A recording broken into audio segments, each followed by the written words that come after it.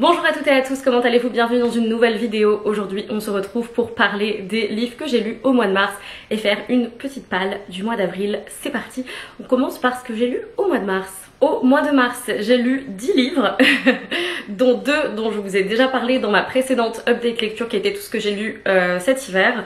Du coup dedans il y avait Onyx Storm, le dernier tome actuel en tout cas en ce moment de la série The Empyrean de Rebecca Yarros et La Cité Diaphane de Anouk Faure. Si vous avez envie de connaître mon avis sur ces deux livres, je vous laisse voir l'update lecture précédente, mais en tout cas ils comptaient pour les mois de mars. Ensuite je me suis dit que j'étais encore dans cette période romance, fantasy, romantasy, voilà, pour une bonne partie du mois de mars j'ai un peu enchaîné ce genre de lecture.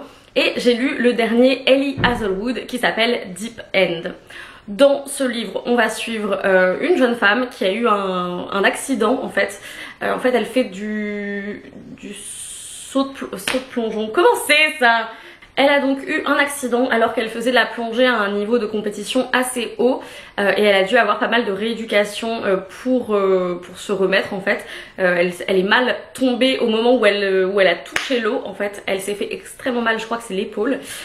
Et voilà, et du coup là, c'est une nouvelle année, une nouvelle saison. Il y a beaucoup d'espoirs qui sont posés sur elle parce qu'elle avait des très bons résultats. Et maintenant en fait il y a un type de saut qu'elle ne peut plus faire parce qu'elle a trop peur. Donc on va la suivre elle et toute son équipe. En fait c'est une romance, une sports romance. Vous savez que j'ai essayé de lire ça avec Icebreaker de Hannah Grace en début d'année, que ce n'a pas du tout fait. Rassurez-vous, celui-ci je trouve que cette romance était mieux faite au niveau du côté sportif, parce que c'était des sportifs qui effectivement prenaient à cœur leur sport, qui avaient un emploi du temps de zinzin et qui essayaient de tout faire avec les cours, etc. Qui ne consommaient pas d'alcool une fois que la saison était lancée, qui ne faisaient pas des fêtes de ma boule tous les soirs, voilà.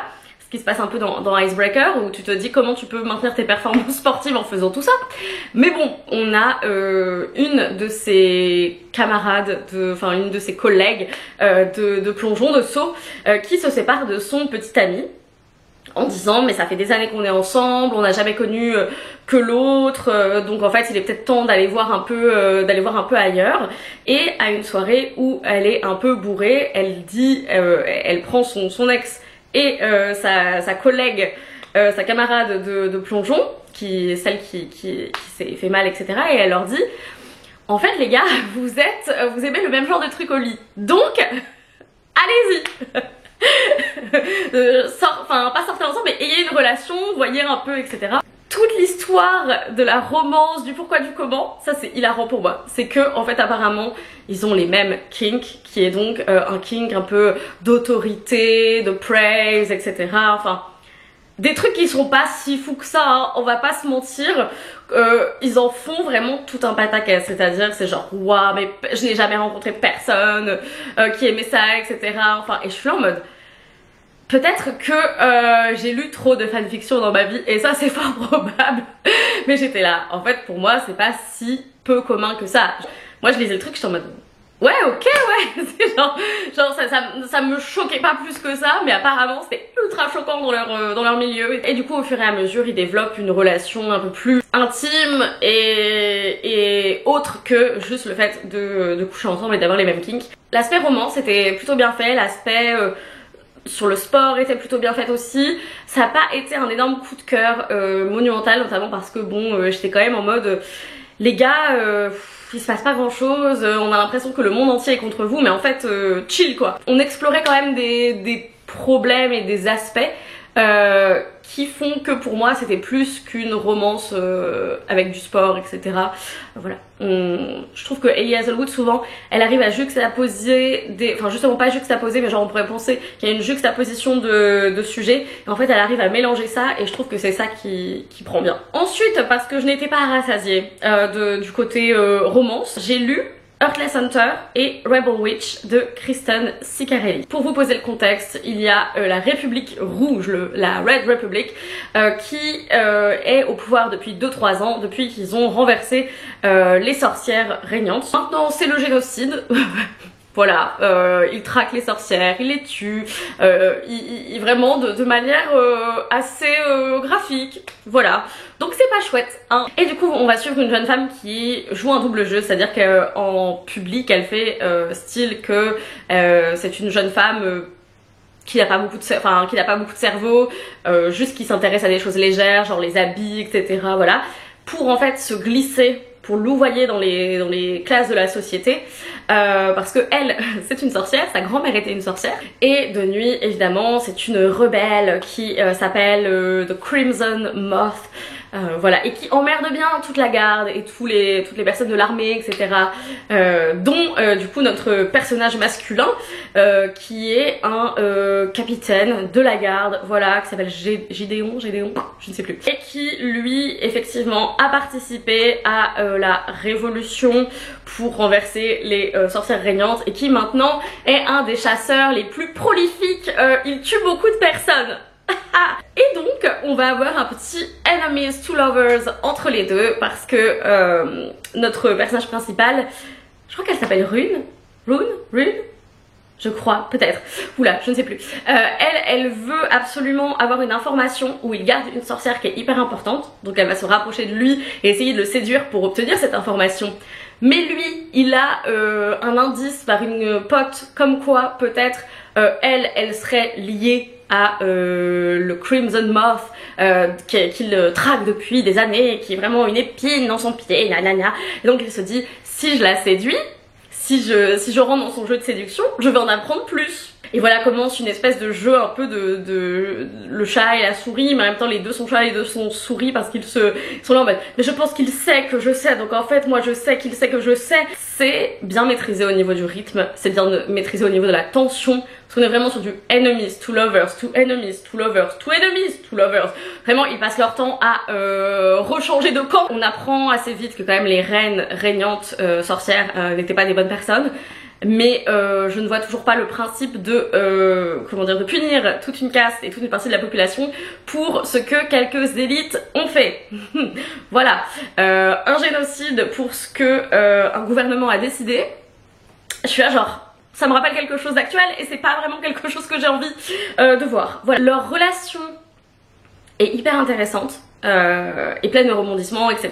Et voilà, on a envie de savoir. Et puis il y a ce côté je sais pas ce que ça voulait dire ces grognements. Moi ce qui m'a gêné un petit peu quand même, parce que j'ai passé une bonne expérience de lecture, ça y a pas de souci. Ce qui m'a gêné, c'est que c'est pas la première fois qu'on voit des romances chasseurs, chassés, etc. Il y a notamment ça dans Six of Crows et Crooked Kingdom avec Nina et Mathias. Et ce que j'avais apprécié dans ce couple, c'est que en fait Mathias, oui, par le fait qu'il aime Nina et par le fait qu'il la côtoie, change d'avis. En fait, enfin, se rend compte qu'il a été brainwashed et que en fait c'est pas du tout la réalité n'est pas du tout ce qu'on lui a dit à l'armée dans son pays. Voilà, sauf que déjà Mathias était un simple soldat qui avait été brainwash, etc. machin. Là, Gideon, en fait, c'est quelqu'un qui est haut gradé, c'est quelqu'un qui fait activement vraiment beaucoup de mal, qui tue beaucoup de personnes, et il a entre guillemets évidemment, il a une bonne raison d'avoir voulu renverser les reines, les anciennes reines, parce que c'était vraiment pas des bonnes personnes en fait, et voilà, et qui étaient cruelles, etc. Tout à fait, ça c'est sûr. Il se remet pas beaucoup en question de mon point de vue. Il y a d'autres personnages qui ont fait partie de la révolution, qui maintenant 2-3 ans plus tard se sont éloignés de cette révolution en disant ça va trop loin, évidemment il fallait les destituer ces reines, mais en fait là c'est plus possible, sauf que évidemment tout ça n'est pas écouté, c'est silencieux parce qu'on est passé d'un régime totalitaire à un autre régime totalitaire. Voilà, mais en fait moi ce qui m'a vraiment manqué, ce qui me fait tiquer, c'est que Gideon pour moi ne s'est pas assez remis en question. À un moment donné il abandonne juste l'idée qu'il va tuer la meuf. Voilà, il se dit bon bah de toute façon je me rends bien compte que là j'ai eu 15 000 occasions, je l'ai pas fait, donc à un moment donné je vais pas le faire. Et toi t'es là en mode d'accord, mais ça veut pas dire en fait que tu reconnais que tout ce que t'as fait depuis 2 ans, c'est-à-dire tuer des centaines de personnes innocentes en fait qui ne te voulaient aucun mal, ni à personne, ni à la société, ni rien, en fait tu n'admets pas que ça c'était mal. C'était vraiment, il y avait un côté oui bah c'est des torts partagés, et toi t'es là alors tu es un capitaine de la garde, enfin voilà vous avez tué des centaines de personnes, vraiment avec des exécutions publiques, etc. Les torts partagés, ça va 2 minutes, mais moi j'y crois pas trop et j'accepte pas trop voilà ça. Donc j'ai eu du mal parce que moi je m'attendais à ce qu'il y ait un changement un peu progressif chez lui comme avec Mathias, avec quelqu'un qui se rend compte que l'idéologie dans laquelle il a baigné depuis des années est en fait une idéologie hyper toxique. Et nous évidemment en tant que lecteur-lectrice, on comprend que en fait il était hyper vulnérable, il a rencontré un homme plus âgé qui lui a dit tiens attends je vais t'apprendre à te battre, etc. En fait il était sous la coupe de quelqu'un, il est passé sous la coupe de quelqu'un d'autre et la personne a profité de sa vulnérabilité. Mais en fait le fait que lui ne réalise pas ça et ne réalise pas que ce qu'il a fait pendant des années est mal, profondément mal, en fait moi j'étais là en mode c'est une bonne biologie de romance aussi. Par contre, je pense que ça aurait mérité que ce point-là soit plus clair parce que pour moi, quelqu'un qui ne se remet pas en question de cette force-là, je suis en mode frérot. Ensuite, un livre que ma mère m'avait acheté début mars à la librairie. Je l'embrasse très fort d'ailleurs, c'est trop bien. J'avais acheté Dear Dolly on Love, Life and Friendship de Dolly Alderton, dont je n'avais encore rien lu. Et je sais pas pourquoi j'ai décidé de commencer par celui-ci parce que je me disais que voilà, c'était des petits, un peu les courriers du cœur, les petites tribunes qu'elle faisait dans le Sunday Times, voilà, tous les dimanches. Et du coup c'est ce qu'elle appelait être une agony aunt, c'est-à-dire qu'une tante à qui on va raconter tous ses malheurs et qu'on est là, je suis dans le désespoir, aide-moi. Arrivée à la trentaine, elle en avait un peu marre d'écrire sur sa vie privée, voilà, et elle s'est dit que ça allait être chouette d'écrire et de donner des conseils avec ce qu'elle avait déjà vécu, on va dire, à d'autres personnes. Et franchement il y avait quand même des trucs plutôt chouettes. J'ai souligné pas mal de petites citations, il y avait pas mal de mots de sagesse, on va dire, qui étaient assez intéressants. Il y avait des trucs assez variés, il y avait l'amitié, l'amour, le dating, la famille, le sexe, etc. Donc vraiment elle a fait un tri, elle a pris pas mal de trucs qui étaient plutôt intéressants parce qu'elle disait qu'il y avait quand même pas mal les mêmes questions qui revenaient régulièrement sur pourquoi il m'aime pas, pourquoi je suis comme ça, pourquoi ma mère me comprend pas et tout, et c'était un peu des questions de base auxquelles elle avait pas forcément envie de répondre en boucle, mais que voilà, des fois quand il y avait un petit twist, elle se permettait de répondre, et franchement c'était plutôt chouette. Et avec pas mal, du coup ça m'a donné une bonne idée de un peu de qui elle était, de ce qu'elle avait vécu, et je me suis dit que j'avais pas mal envie de découvrir ses autres livres, je pense, parce que celui-ci était plutôt chouette, se lisait assez agréablement, et j'en garde un bon souvenir. Ma batterie est en train de clignoter, donc je vais parler jusqu'au moment où je ne pourrai plus parler. Je suis repartie légèrement côté romance parce que j'ai lu du coup To Swoon and To Spar de Martha Waters, qui avait une prémisse qui m'intriguait beaucoup.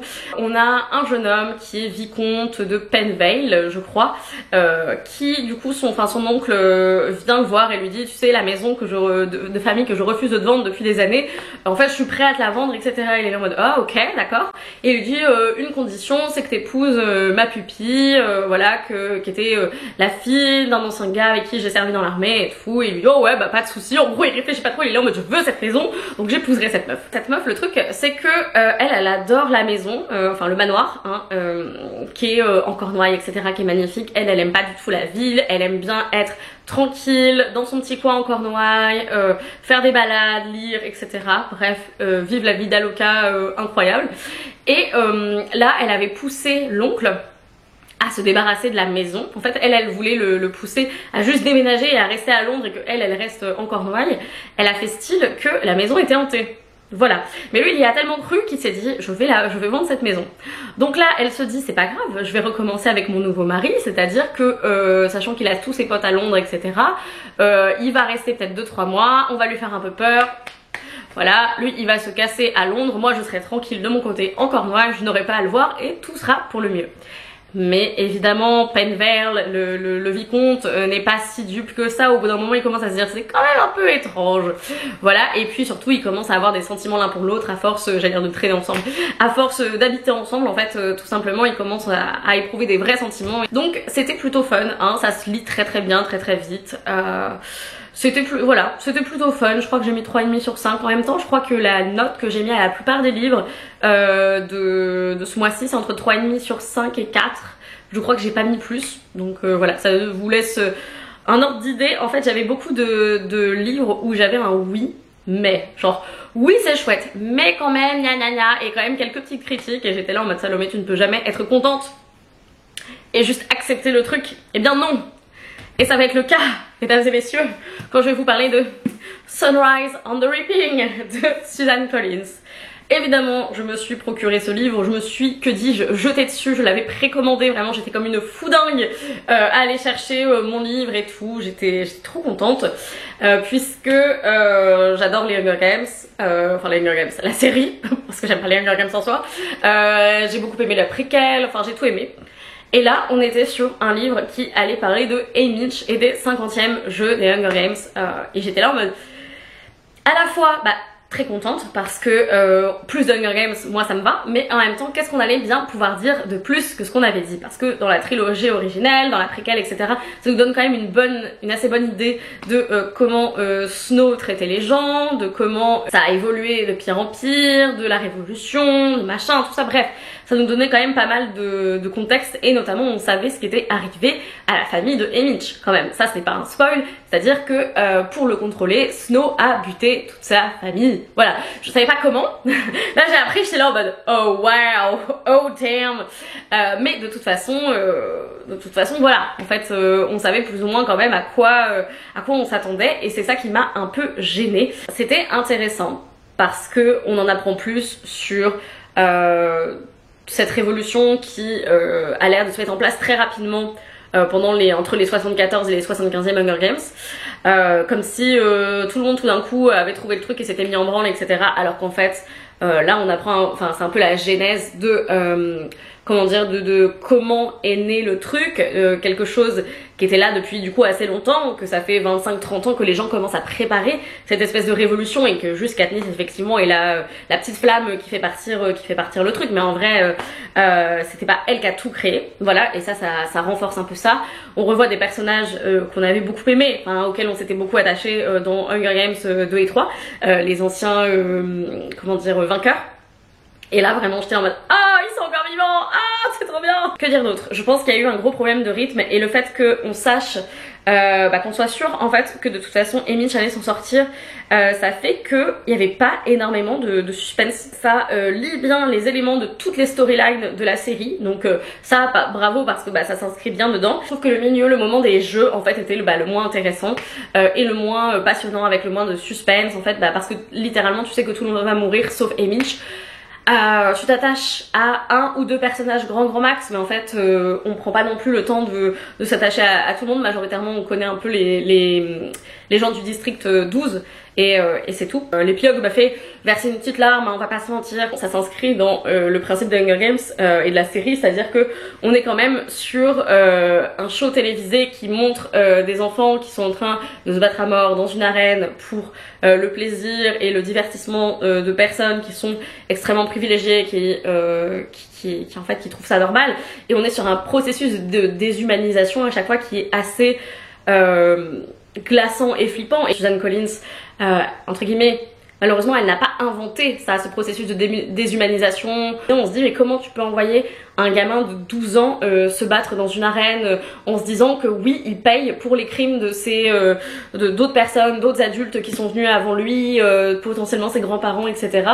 En fait je trouve ça assez étrange des fois que des personnes lisent par exemple Hunger Games et ne voient pas le parallèle assez évident avec notre société actuelle et des choses qui se passent. Et c'est là en mode comment tu peux dire oh là là le pauvre district 12 etc dans le Hunger Games, mais ne pas prendre part, enfin ne pas prendre parti pour les personnes qui sont opprimées dans notre réalité. Je sais pas. Donc conclusion, je pense pas que c'était le meilleur livre de la saga. Je pense qu'il s'intègre bien avec le reste de la saga, que ça nous permet de comprendre certains éléments. Je suis pas sûre qu'il était nécessaire qu'il soit aussi long, en tout cas. Voilà, mais évidemment gros cœur sur Haymitch, tout ça. Ensuite j'ai enchaîné avec un tout petit livre qui est donc Moi les hommes je les déteste de Pauline Armange. Petit essai assez court sur finalement la misandrie. Voilà, tout simplement. Cet essai part du fait qu'elle a été accusée d'être misandre, et du coup elle dit: l'accusation de misandrie est un mécanisme de silenciation, une façon de faire taire la colère, parfois violente mais toujours légitime, des opprimés envers leurs oppresseurs.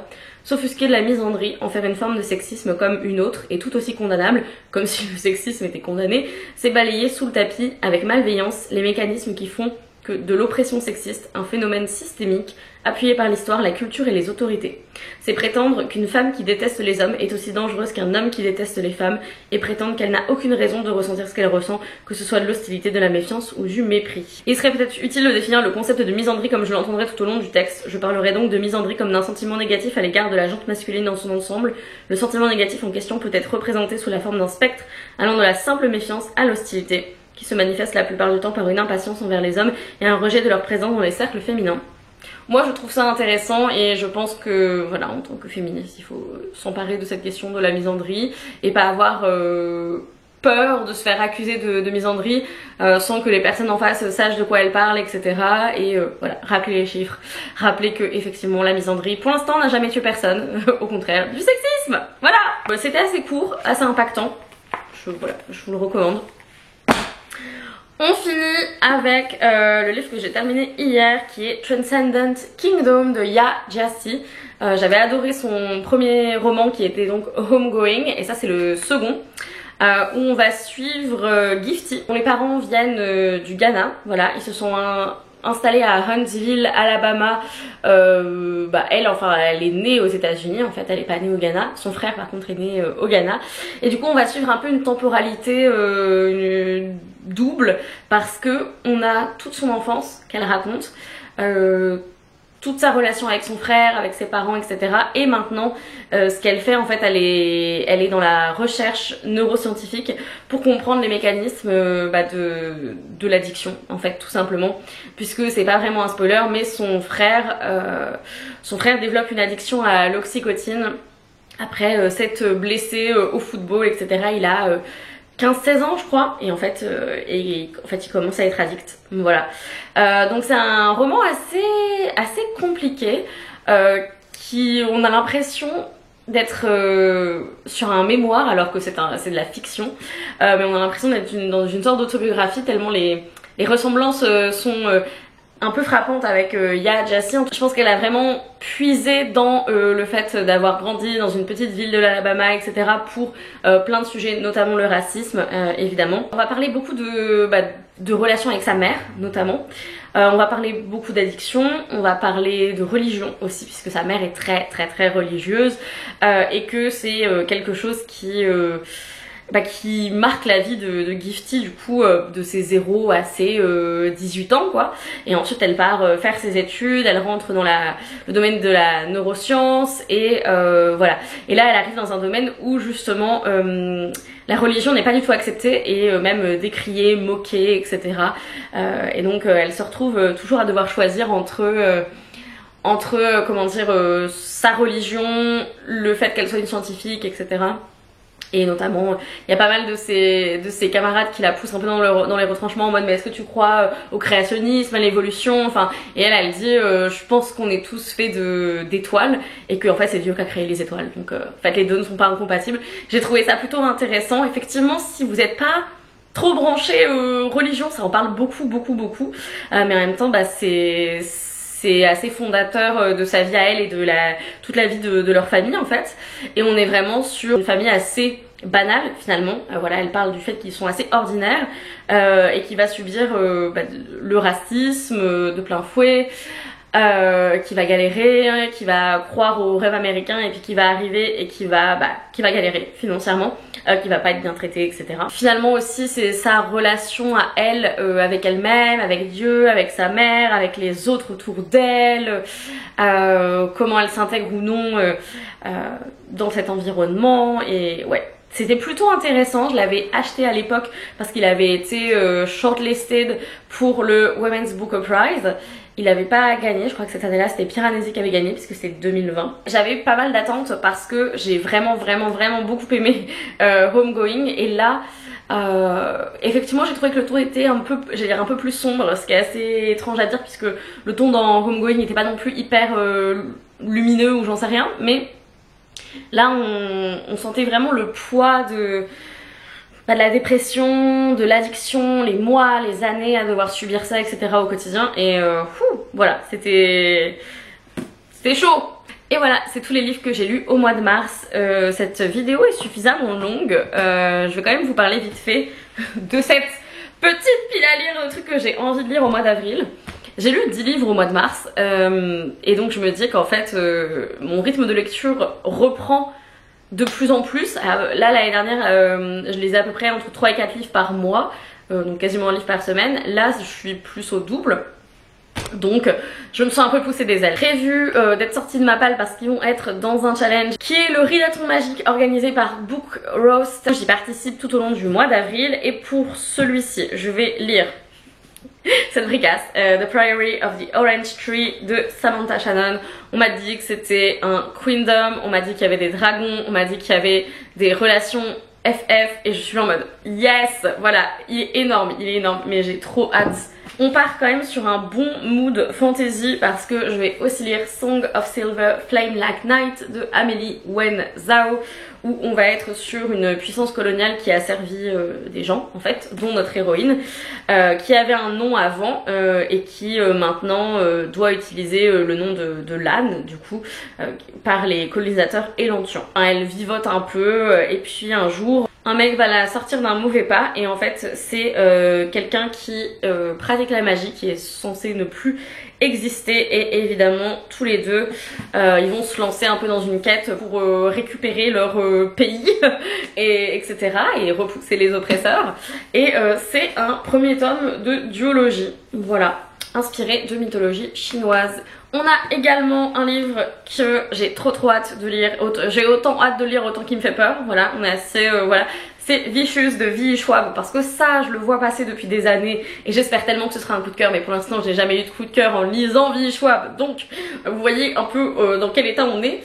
On va suivre Victor et Ellie qui sont colocs à l'université, les deux sont assez solitaires, assez brillants aussi, mais du coup ils vont se lancer à faire des expériences pour donner comme des super pouvoirs à d'autres personnes, comment stimuler ce genre de pouvoirs un peu paranormaux. On a une narration double puisque on suit aussi 10 ans plus tard quand Victor s'échappe de prison et essaye de retrouver Ellie. Voilà. J'ai assez hâte de le lire. Si ma soeur regarde cette vidéo, pour lui rendre ces 2 tomes de Wayward Pines, il faudrait que je lise Wayward Pines 2, tome 2 Rébellion, tome 3 Destruction. Et en vrai, j'avais lu le tome 1 hyper facilement, donc je pense que je vais prendre ces 2 tomes là pour les vacances et voilà, finir cette trilogie. Et le dernier que j'ai trop envie de lire parce qu'il est sorti en poche et je l'ai vu chez ma libraire et j'étais là en mode il faut que je l'ai, c'est The Ministry of Time de Kalyan Bradley, où du coup on va avoir une fonctionnaire qui doit agir comme un pont, comme une liaison un peu pour les expats qui viennent mais de différents moments de l'histoire. Voilà, pas de différents pays, de différents moments de l'histoire. Il va falloir qu'elle s'occupe de l'expat 1847 qui était le commandant Graham Gore, un explorateur polaire victorien. Voilà. Et ça a l'air très chouette, on est dans de la science-fiction, il y a de la romance, tout ça. Ça a gagné pas mal, j'allais dire pas mal de prix, non pas encore, juste Goodreads je crois, le prix de la science-fiction de l'année dernière. Et j'ai vu autant de personnes le détester que de l'aimer. Voilà, je vous spoil aussi un petit peu, normalement la vidéo, la deuxième partie de je lis les livres préférés des booktubeuses de 2024 arrive probablement au mois de mai, puisqu'il faut que j'ai le temps de lire les livres entre deux, et lui en fait partie. Si vous êtes encore ici, merci à tous. Vous pouvez mettre le petit emoji, vous savez, qui fait un peu comme ça en mode qui réfléchit, puisque c'était un petit peu le mood de cette update lecture du mois de mars. C'était genre oui mais il y a quand même des trucs qui me chiffonnent. En tout cas, n'hésitez pas à en parler dans les commentaires avec moi, j'aimerais trop votre avis, notamment sur le dernier Hunger Games, parce que je vois un peu des avis assez enfin pas contradictoires, mais il y a des gens qui trouvent que c'est incroyable, d'autres qui trouvent que bon, c'est pas ouf. Donc voilà, j'aimerais bien savoir de quel côté vous vous rangez si vous l'avez lu. En attendant une prochaine vidéo, lisez bien, amusez-vous avec vos lectures et ciao.